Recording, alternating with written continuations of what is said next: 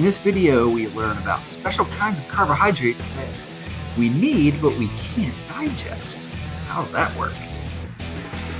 By the end of this video lesson, you should be able to explain how cellulose isn't digestible, but still is an important part of our diet. Despite their general importance as a fuel source for us here humans, not all carbohydrates are the same. In fact, some carbohydrates can't even be broken down by our digestive system. There's two different complex carbohydrates that come to mind initially that aren't digestible by humans. And they, on the other hand, serve as structural materials for invertebrate animals and plants.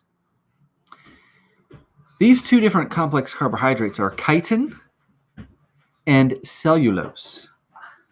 Chitin forms that rigid outer skeleton, what we call the exoskeleton, of most insects and the crustaceans like tasty lobsters and crabs.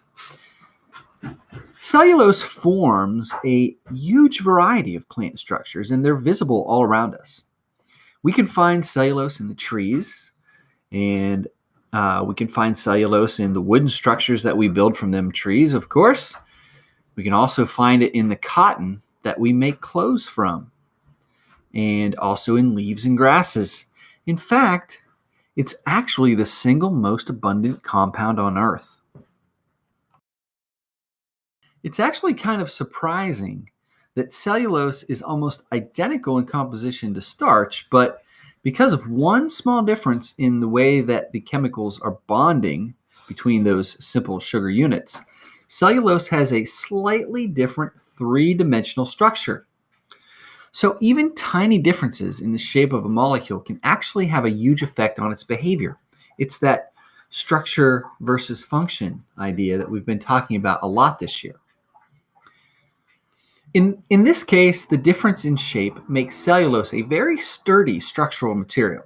And unlike starch, it almost makes it impossible for humans to digest it.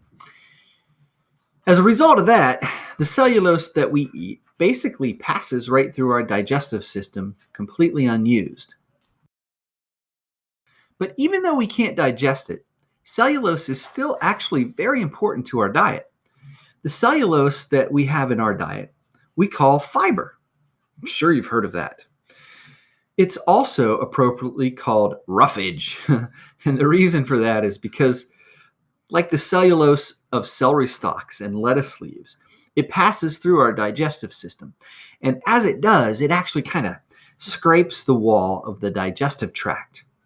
And its bulk and this scraping kind of stimulate the more rapid passage of food and the unwanted, possibly harmful products of digestion, and kind of push it through to our intestines. And that's why fiber actually can reduce the risk of things like colon cancer and other diseases. But it's also why if you eat too much fiber, you can end up with that nasty thing called diarrhea. Ugh. Termites, on the other hand, can utilize fiber or roughage in a way that humans can't. You see, termites have these little tiny microorganisms living in their gut, and those little tiny organisms are actually able to break cellulose down. And that's why termites can chew on wood, and with the help of those little cellulose digesting borders in their gut, they can actually break down the cellulose and extract usable energy from the freed glucose molecules.